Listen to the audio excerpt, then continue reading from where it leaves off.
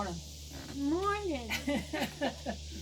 It's a beautiful day in the neighborhood. It really is. It's really, really, really gorgeous. Yeah, I've been doing the 22 push-ups a day. I've been watching. Yeah, my fan. Yeah. You got more than one. 24.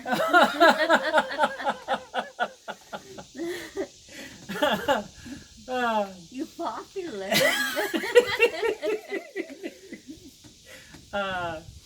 But yeah, man. We've been talking a lot about resiliency, Right. and I feel like there's a lot of caustic forces in the culture. Everything from what does it mean to be a man to even what does it mean to be a soldier or a veteran or a sailor or a Marine. Guts. Well, yeah. There's that, right? There's definitely that. But there's there's this awful way of dealing with all of that, right? And you can't have emotions. You can't be a whole person. You can't be vulnerable. How dare you even think about sharing crazy stuff? Because that just sharing the fact that you're even struggling with something that's socially awkward is automatically, grounds for, condemnation in many circles, right? And so how do you grow and how do you deal with, that stuff? And, even whenever, and especially whenever you go through stuff, right? Like you have pain inflicted upon you by other people or whatnot. And we don't have to go too deep into this, but I have seen you persevere through amazing stuff. Very, very difficult things. And you have just been a champion. You've been bright. You've been, we've had undulations, right? And Me getting to know me. you want to talk about that? Sure. When you get to know yourself, you have to like yourself, or at least tolerate yourself, and it means we fail. It means we succeed. It means we go through ups and downs. But if we trust God, put Him first, and men of valor, men of courage, they all had something, that heart that was, I like to call it spiritual. Well, it's the heart, Spirit. The spirit. Yeah. It's the mind, the body, and the soul. Mm-hmm. And the military teaches you to deal with that. And when you're at war, you're at war. You do what you have to do. And you do what your commanding officer tells you to. That's just the way it is. But with your own, so we don't have to go too much into detail, but Okay. How do you personally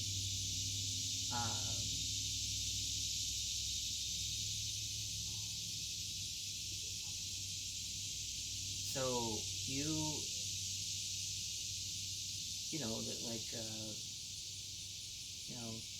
we've gone through a lot, and I've seen you really hold on tight, and persevere.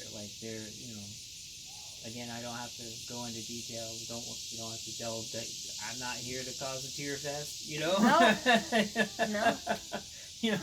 I don't feel those right now. We're good. Yeah, we're joyful. We are.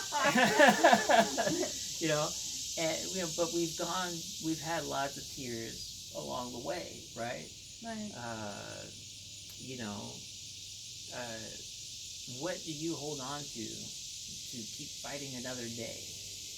You know, because I've seen you go through years of very difficult, there's no light at the end of the tunnel kinds of things. And here we are, light at the end of the tunnel, enjoying this moment of bliss, but I saw you go through that. I went through a lot of it with you. Right.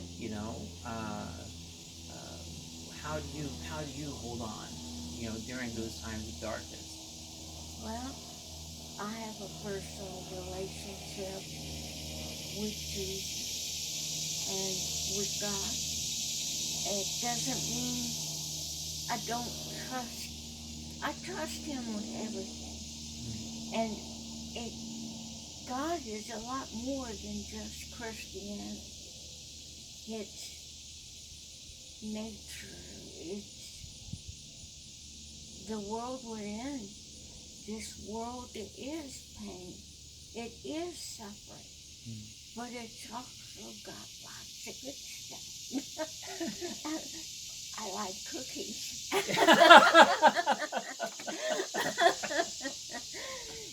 As you can see, I'm not small. Oh no, yeah. I definitely know that. I see you do that and take joy in the small things of life. Like I see you take joy in coffee. I see you take joy in just hanging out and watching Naruto. Oh yeah. I You know? really like Naruto. Yeah, man. And that, I gotta say that, like, that's so encouraging to me to see you, like, to really take it to heart. And we just watched Minato and Kushina's Kushina's introduction really into Naruto as he's learning to deal with his inner demon and quell the Nine Tails, who you learn his name in just a little bit, but yeah, there's I love watching you like take joy and feel the pain and really the characters clearly resonate with you, and I'm seeing it a whole different way just because Me? right, yeah, and you're clearly really enjoying the story, and I appreciate you've always had an open mind, and you've always been willing to you know to listen to outside perspectives and whatnot, and I think you're one of the most resilient people I know. Really? By far, Mama. Mama. I love Mama. So, yeah, during the quarantine, I mean, like, I consider it providential that you moved into this house, like, back in October, like, November is whenever we moved in. Last November, right? No. Right? No? Was it No. October? September, I think. I moved in on September 27th. September 27th? Really? Yeah. Oh. Well, essentially we settled Maybe in. it was October. I think it was October. I think it was in October 27th is what I'm thinking. Okay. I might be mistaken. Look, you know when you signed the papers. I don't. Well, yeah, we signed it in September. Okay. And we moved in September, but then we had to go get you, and then you came in with us. And I consider it absolutely providential that we did that before this giant pandemic, Oh, I do too. You've been such an enormous blessing, and it's been just a blessing just having you in the house, with us and interacting with us and helping us feed the kids and helping us. And there were times where, for one reason or another, I never would have seen this happening. Like, I never could have imagined that we would and even our relationship, there were times where I couldn't imagine, right? Like it just couldn't happen, and because we persevered and fought through the pain and loved each other and we're had praise towards each other, here we are enjoying this pretty awesome morning, and life indeed. The whole life thing. I cherish every moment. These have been the best moments of my life. I am a short timer, but I'm not really worried about that. That's cycle of a life. Yeah, I have no control over tomorrow. Like I was even thinking about, anyway, the bottom line is that watch us be surprised to see that you're around at 100, right?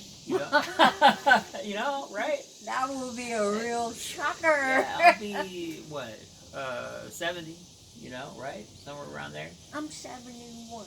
Right, so 101. Look at that, 30 years. And, so anyway, that was a spider. I thought it was a mosquito. It was a ninja spider. Anyway. They're all over. They really are. Anyway, I just want to, I guess, if I'm probably rambling, we're just having a good moment more than anything else. But, I really love this idea. You do? I do. Well, And I go. love the fact that hopefully there'll be millions of veterans, of people serving that will see it. And they'll get some laughs. And they'll get to watch you do 22 push-ups. Push-ups, 22 push-ups. Yeah, well, let's do it. Push-up section. Yeah. You are loved, man. Just, there's no way that I could have imagined a couple of years ago that we'd be sitting here in the middle of a pandemic, dealing with all this stuff on a national level, but healing on this personal, interpersonal level that I'm experiencing in my family right now. So where it seems like all is dark and hopeless and you're not going to be able to persevere, I just encourage you to hold on one more day. Keep doing the next right thing. Love, take joy in the small things. Enjoy life as best as you can. And like we've talked about, some days that's going to be just crying. Some days that's just going to be like just dealing with the trauma and talking about it, healing. And other days it's going to be okay. Well, let's go. Smooth. Let's do it. All right. So there we go, right here. And that. All right, we'll just do it like that. Yeah, it works. Ready? Do you want to count on that? Okay. All right. 1, 2, 3, 4, 5, 6, 7, 8, 9, 10, 11, 12, 13, 14, 15, 16, 17, 18, 19, 20. Whoa, I'm changing the pace now. Okay. 21, 22. Yay! That's the first time you did that. Oh, no. I was doing that a couple of times. Oh, You are loved. Have a wonderful day. you're alive. What?